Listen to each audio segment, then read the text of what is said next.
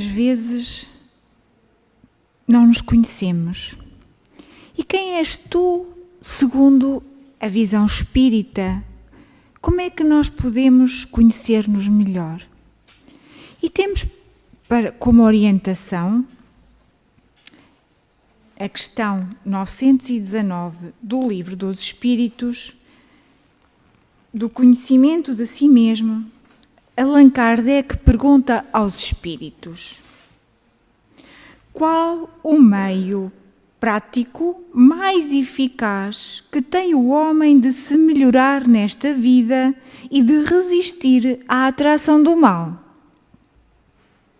E os espíritos respondem: um sábio da antiguidade vos disse: conhece-te a ti mesmo. E os espíritos ainda nos dizem: conhecemos toda a sabedoria desta máxima, porém, a dificuldade está precisamente em cada um conhecer-se a si mesmo. Qual o meio de consegui-lo? Fazei o que eu fazia quando vivi na terra. Ao fim do dia, interrogava a minha consciência. Passava a revista ao que fizera e perguntava a mim mesmo se não faltara algum dever, se ninguém tivera motivo para de mim se queixar. Foi assim que cheguei a me conhecer e a ver o que em mim precisava de reforma. Aquele que, todas as noites, evocasse todas as ações que praticara durante o dia e inquirisse de si mesmo o bem ou o mal que houvera feito, rogando a Deus e ao seu anjo da guarda que o esclarecessem, grande força adquiria para se aperfeiçoar, porque, crede-me, Deus o assistira. Dirigi, pois, a vós mesmos perguntas. Interrogai-vos sobre o que tendes feito e com que objetivo procedestes em tal ou tal circunstância. Sobre se fizestes alguma coisa que, feita por outrem, censuríeis. Sobre se obraste alguma ação que não ousarias confessar. Perguntai ainda mais: se aprovesse a Deus chamar-me neste momento, teria que temer o olhar de alguém? Ao entrar de novo no mundo dos espíritos, onde nada pode ser ocultado, examinai o que pudeste ter obrado contra Deus, depois contra o vosso próximo e finalmente contra vós mesmos. As respostas vos darão ou o descanso para a vossa consciência ou a indicação de um mal que precise de ser curado. O conhecimento de si mesmo é, portanto, a chave do progresso individual. Mas direis: como há de alguém julgar-se a si mesmo? Não está aí a ilusão do amor próprio para atenuar as faltas e torná-las desculpáveis? O avarento se considera apenas económico e previdente. O orgulhoso julga que em si só há dignidade. Isto é muito real. Mas tendes um meio de verificação que não pode iludir-vos. Quando estiverdes indecisos sobre o valor de uma das vossas ações, inquiri como a classificaríeis, se praticada por outra pessoa. Se a censurais noutrem, não na podereis ter por legítima quando fordes o seu autor, pois que Deus não usa de duas medidas na aplicação da sua justiça. Procurai também saber o que dela pensam os vossos semelhantes e não desprezeis a opinião dos vossos inimigos, porquanto esses nenhum interesse têm em mascarar a verdade, e Deus muitas vezes os coloca ao vosso lado como um espelho, a fim de que sejais advertidos com mais franqueza do que o que faria um amigo. Prescrute, conseguintemente, a sua consciência. Aquele que se sinta possuído do desejo sério de melhorar-se, a fim de extirpar de si os maus pendores, como do seu jardim arranca as ervas daninhas, dê balanço no seu dia moral para, a exemplo do comerciante, avaliar as suas perdas e os seus lucros. E eu vos asseguro que a conta destes será mais avultada que a daqueles.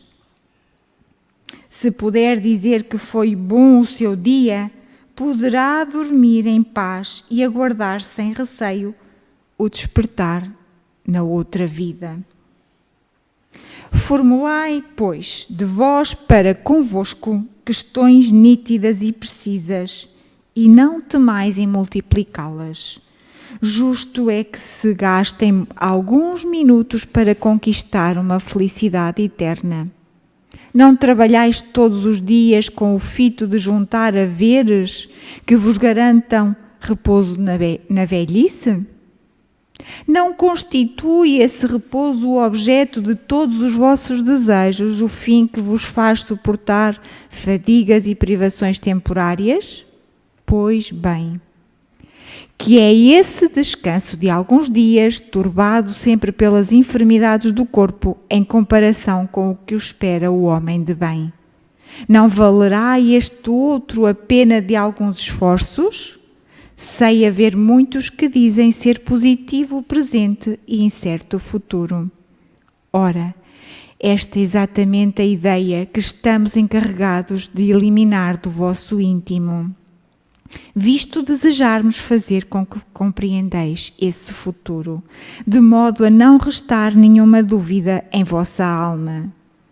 Por isso foi que primeiro chamamos a vossa atenção por meio de fenómenos capazes de ferir-vos os sentidos, e que agora vos damos instruções que cada um de vós se acha encarregado de espalhar. Com este objetivo é que ditamos o Livro dos Espíritos, Santo Agostinho. Então, nesta pergunta que Allan Kardec faz, é como é que nós nos conseguimos melhorar? Como é que um homem consegue resistir à atração do mal? E os Espíritos dizem, conhece-te a ti mesmo. E como é que nós, e também como é que Santo Agostinho nos dá a indicação de como é que nós nos podemos conhecer a nós mesmos? Nós devemos tirar uma hora do dia, de preferência assim, no recolher do nosso lar, no nosso descanso. E naqueles momentos nós destinamos a fazer uma avaliação do que foi o nosso dia. Como é que nós nos comportamos?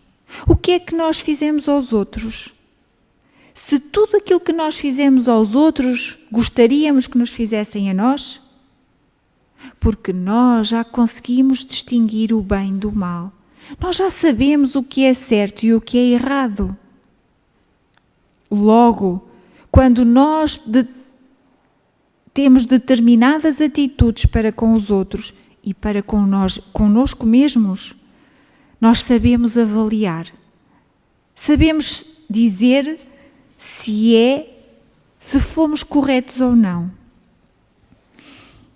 E nós, identificando em nós as nossas próprias dificuldades, aquilo que nos atrapalham de evoluir, os nossos defeitos, as nossas imperfeições. Esse é o primeiro trabalho que nós temos que fazer.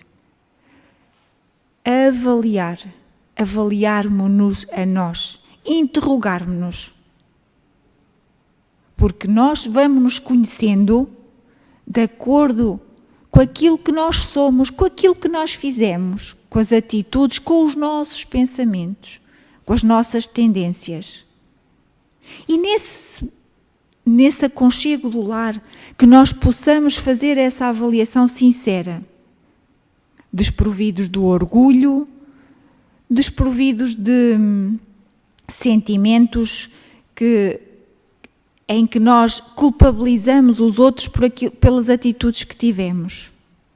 Muitas das vezes nós fazemos isso. Eu agi de tal forma porque ele também me fez isto, ou ela também me disse aquilo. Nós devemos pensar uma coisa. Aquilo que os outros fazem de mal para connosco, são eles que vão ter que dar conta. Mas aquilo que nós fazemos de mal para com os outros, somos nós que temos que responder. E conhecendo-nos desta forma, avaliando a nossa conduta, devemos ter a força para mudar. Para no dia seguinte, não voltar a cair no mesmo erro. Para não voltar a magoar os outros, para não voltar a ser injusto. E desta forma, dia após dia, nós conseguimos ir nos melhorando. Mas para nos melhorarmos, é preciso de facto conhecermos-nos. É preciso fazer essa avaliação do autoconhecimento. Porque como é que nós vamos mudar uma coisa que nós ainda não sabemos que fazemos mal, ou que ainda não percebemos que fazemos mal? E depois, com estas pequenas mudanças no nosso dia-a-dia, no nosso comportamento, nos nossos pensamentos, nós vamos mudando a nossa vibração, nós vamos evoluindo, vamos nos tornando melhores, vamos sendo mais agradáveis também para com os outros que nos rodeiam, dando o exemplo daquilo que devemos ser. Que Jesus nos dê a força, a coragem para mudar em nós aquilo que tem que ser mudado. E que tenhamos esta consciência, fazendo todos os dias este pequeno exercício.